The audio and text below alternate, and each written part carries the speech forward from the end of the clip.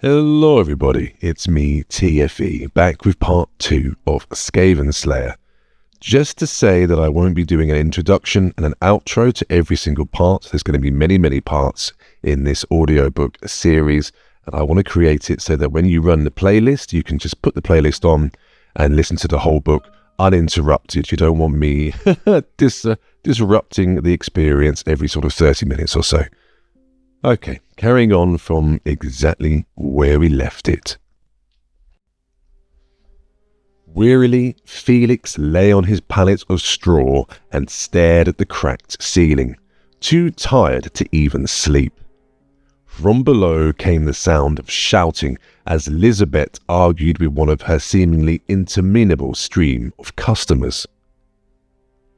Felix felt like banging on the door and telling them to either shut up or get out, but he knew that would only cause more trouble than it would solve.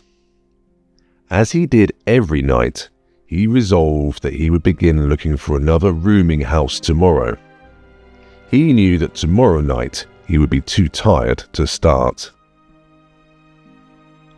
Ideas chased each other like frolicking rats inside the cavern of his brain. He was at that stage where weariness made his thoughts strange even to himself. Odd conjunctions of images and maze-like chains of reasoning came from nowhere and went nowhere in his mind. He was too tired even to be angry about the fate of Sergeant Gant, killed in the line of duty and destined for a pauper's grave on the fringes of the Gardens of Moor. A watch captain too bored to pay much attention to a report of monsters in the sewers. No family to mourn him, no friends save his fellow sewerjacks, who are even now toasting his memory in the drunken guardsman. Gant was a cold corpse now, and the same thing could so easily have happened to me, Felix thought. If he had been in the wrong place when the globe exploded. If Gotrek had not told us to hold our breath. If the Slayer had not pushed him away from the gas. If. So many ifs. What was he doing anyway? Was this how he intended to spend the rest of his days? Chasing monsters in the dark? His life seemed to have no reason to it anymore. It merely moved from one violent episode to the next. He thought of the alternatives. Where would he have been now if he had not killed Wolfgang Krasner in that duel? If he had not been expelled from university? If he had not been disinherited by his father? Would he be, like his brothers, working in the family business, married, secure, settled? Or would something else have gone wrong? Who could tell? A small black rat scuttled across the rafters of the room. When he had first viewed this attic with its one small window, he had imagined that it would at least be free from the rats which infested all of the buildings in the new quarter. He had deluded himself with the thought that the rodents would have heart attacks from the effort of climbing all those stairs. He had been wrong. The rats of the new quarter were bold and adventurous and looked better fed than many of the humans. He had seen some of the larger ones chasing a cat. Felix shuddered. Now he wished he had not started thinking about rats. It made him think of the mysterious aristocrat and the Skaven in the sewers. What had been the purpose of that clandestine meeting? What profit could any man find in dealing with such alien monstrosities?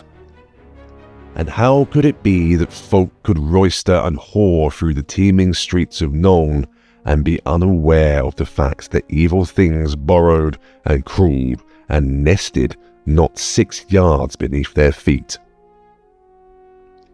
Perhaps they just didn't want to know.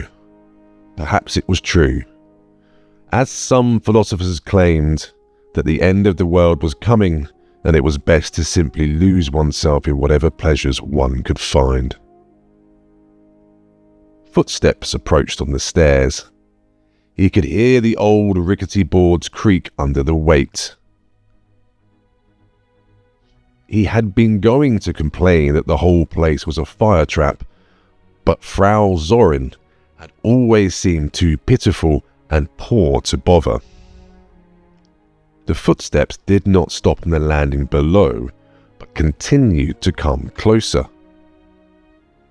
Felix reached beneath his pillow for his knife. He could think of no one who would be visiting him at the time of night, and Frau Zorin's was right in the roughest part of the new quarter. Noiselessly, he rose and padded on bare feet to the door.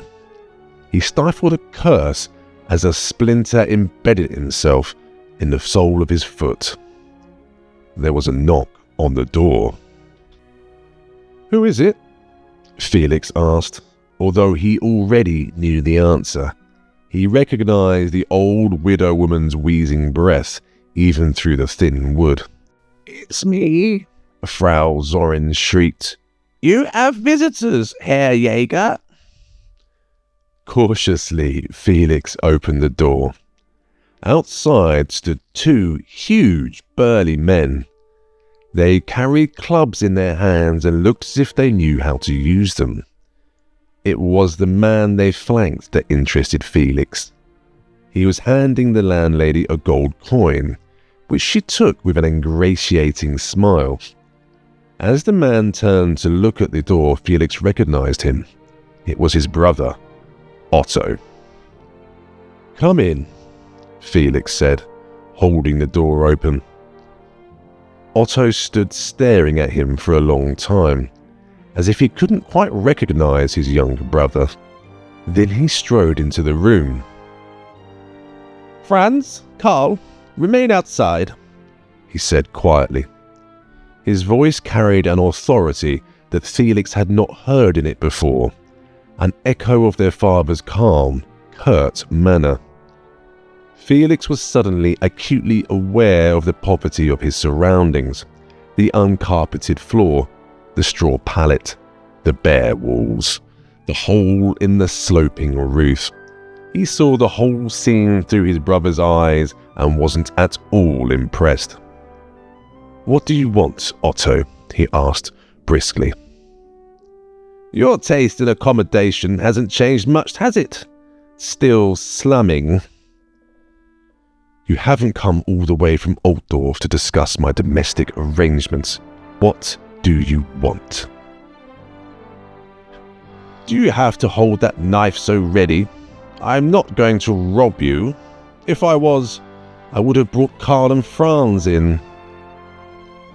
Felix slid the knife back into its scabbard. "Maybe I would surprise Karl and Franz." Otto tilted his head to one side and studied Felix's face. "Maybe you would at that. You've changed, little brother." "So have you." It was true. Otto was still the same height as Felix, but he was far broader. He had put on weight. His chest had thickened and his hips broadened. His large, soft belly strained against his broad leather belt. Felix guessed that his thick blonde beard had several chins. His cheeks were fatter and seemed padded. His hair was thinner and there were bags under his eyes. His head jutted forward aggressively. He had grown to resemble the old man. "You look more like father." Otto smiled wryly. "Sad but true. Too much good living, I'm afraid. You look like you could use some yourself. You've become very skinny." "How did you find me?"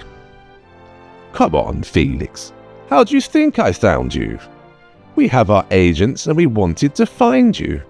How many tall blonde men travelling in the company of a dwarf slayer do you think there are in the Empire?" When the report came into my office about 2 mercenaries answering the description, I thought I'd better investigate. Your office? I run the business in Nuln now. What happened to Schaffer? Vanished. With money?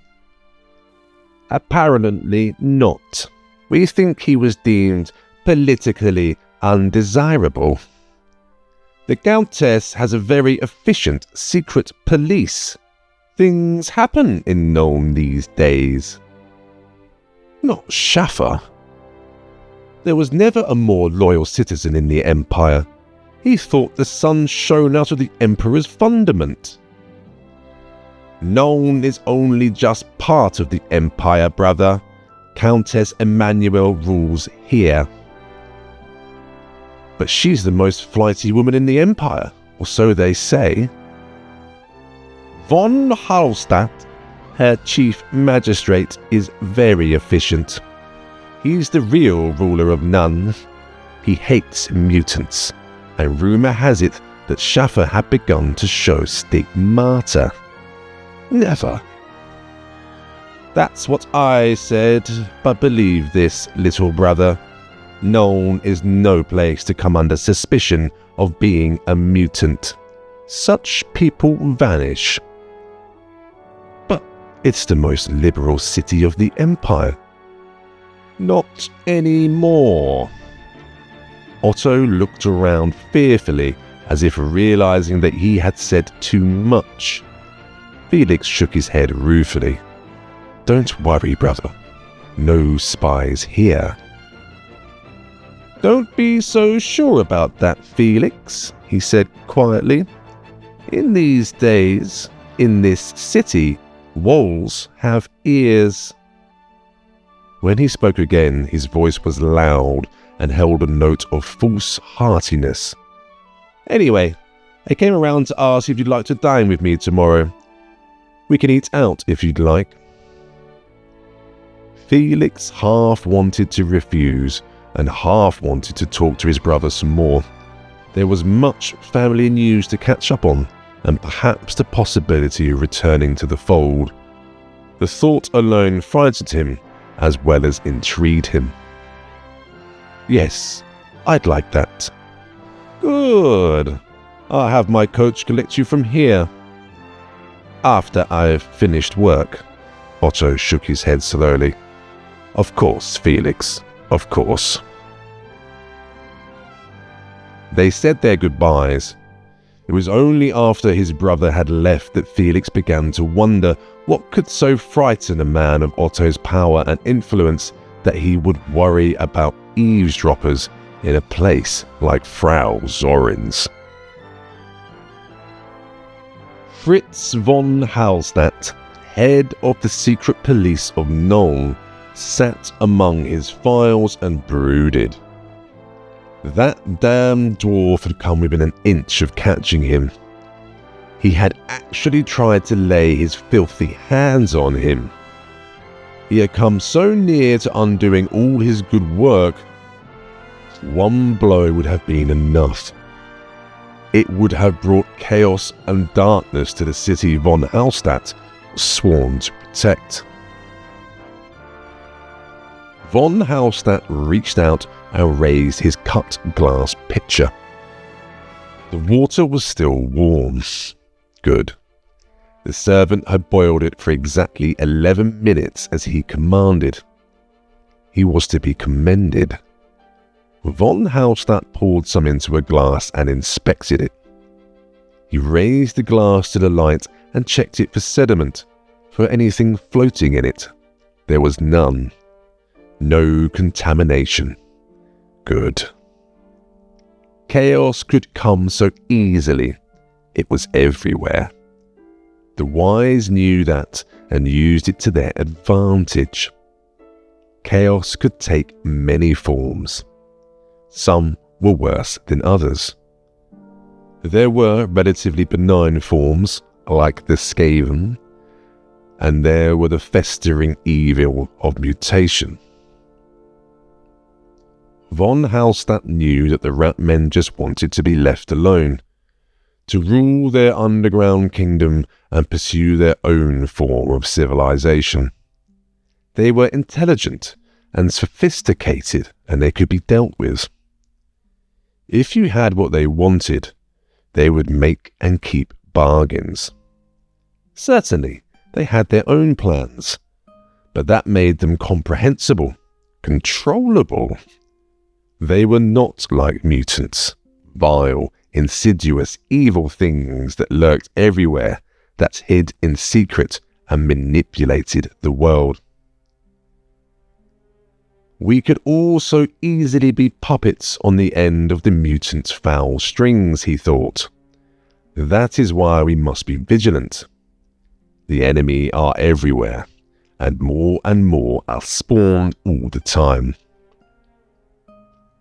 The commoners were the worst for it, spawning an endless string of slovenly, lazy, good-for-nothings. Most mutants were born among the herd. It made a sick kind of sense.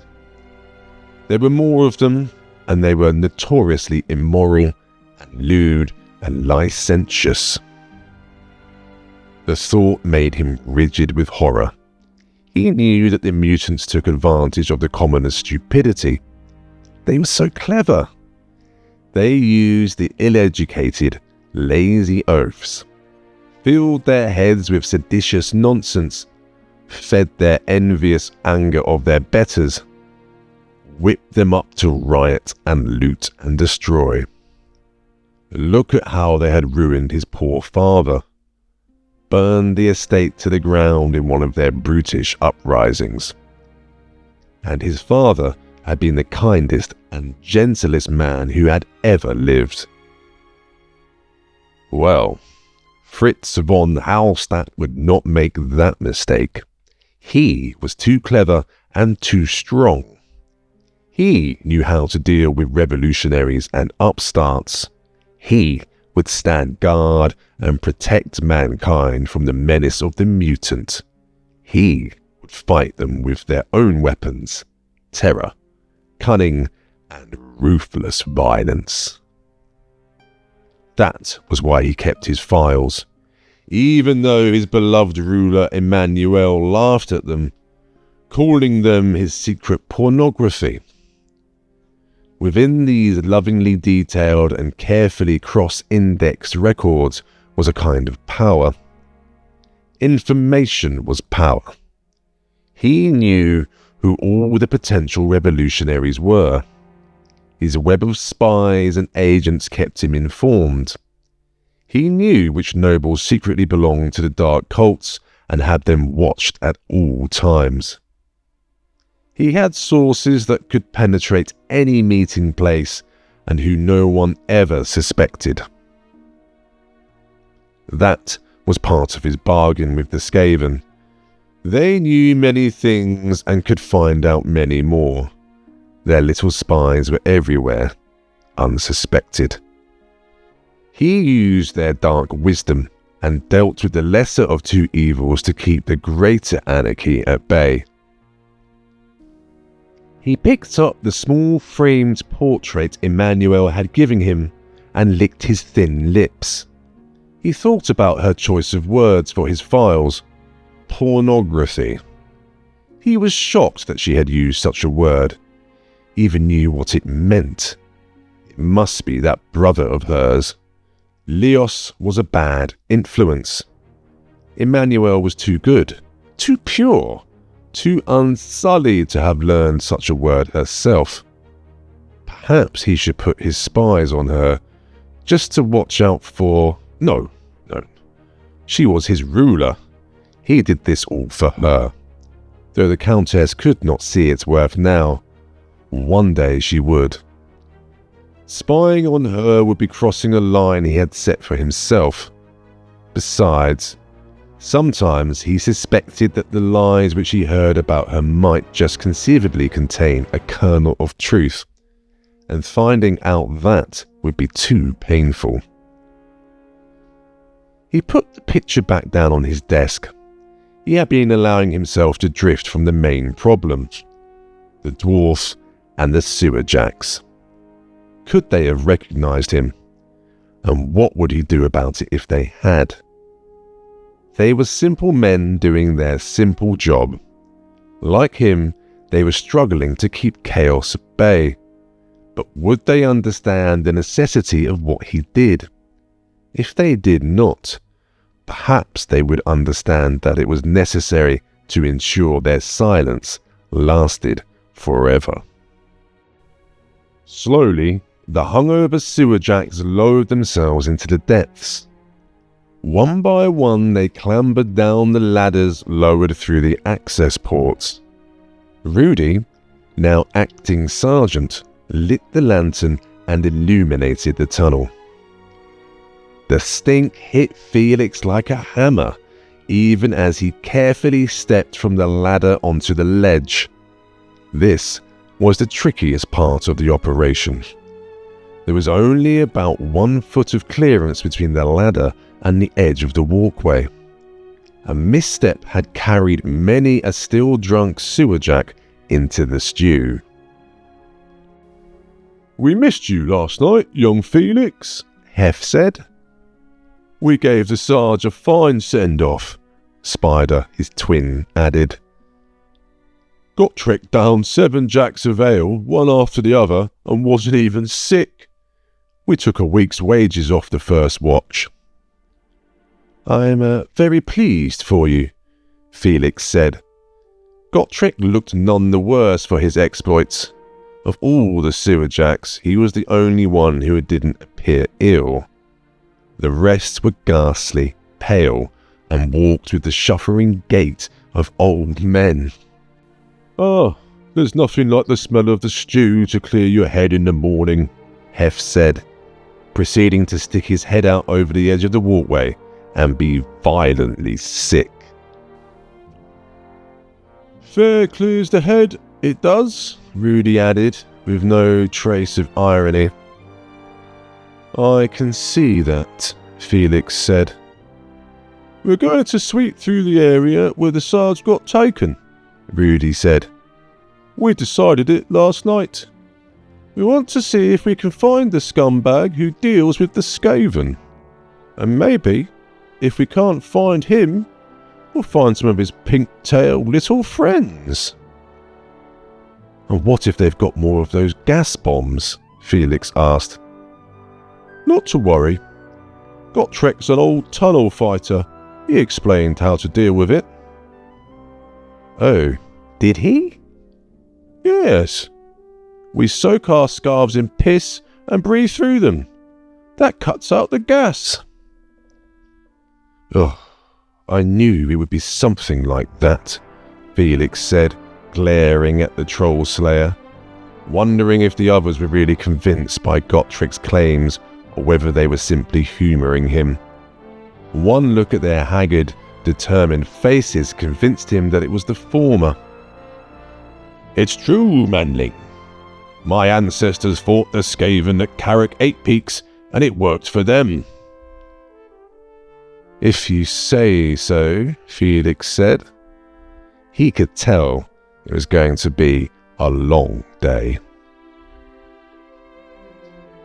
They followed the route of the previous day towards the area beneath the old quarter. As they went, Felix had some time to reflect on how strange his life was. His brother's house was somewhere above his head, and he had not known it. He had not even known Otto was in the city. The fact that his brother had found him was certainly a testimony to the efficiency of his spy network. Felix expected that such things were necessary to anyone who wanted to do business in Nuln nowadays. What Otto had said about Schaffer and the Countess's secret police was worrying too. Felix was sorry for the old man, but he was more worried about himself. Both he and the Troll Slayer were wanted by the law for their part in the Great Window tax riots in Altdorf. If the secret police were so efficient here, and he and Gotrek were really so recognizable, then they too might vanish. He consoled himself with the thought that the capital was a long way away, and that the local authorities would probably need to be interested in what happened outside their jurisdiction. In a way, it was even more reassuring they were part of the sewer watch. It was tacitly understood that the watch did not look too closely into the backgrounds of those who volunteered for it. Indeed, it was said to be a sure way of having them ignore your previous crimes. All of the others had been involved in acts of criminal violence at some point in their lives, so they claimed. No, there wasn't too much to worry about. He hoped. More immediately worrying was the prospect that they might actually come across some Skaven. He did not fancy facing such vicious foes in their own environment.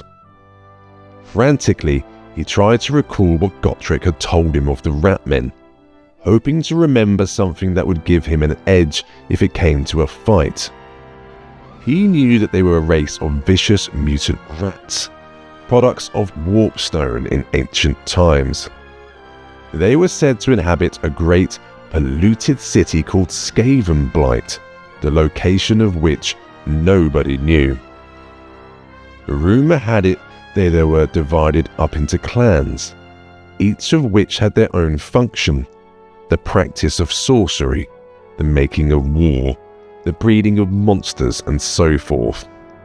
They were lighter than a man, but faster and more vicious, and possessed of a feral intelligence which made them deadly enemies.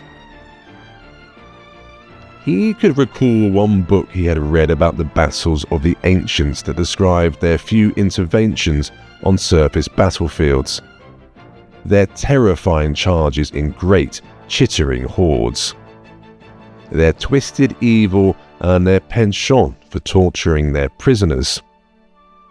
It had been a Skaven horde which had undermined the walls of Castle Sigfrid and broke the siege after 2 years of trying. Legend said that Prince Karsten had paid a terrible price for the service of his allies. Sigmar himself destroyed an army of them before his ascension to the heavens. It had been one of his less well-known exploits. Felix had seen some evidence of the Skaven's handiwork in Karak 8 Peaks. The thought of the warpstone polluted wells and the great mutated troll gave him the chills even after all this time. He hoped that he would not have to face any more of their monstrous creations in his lifetime. Looking at the others, he could tell they did not share his hope.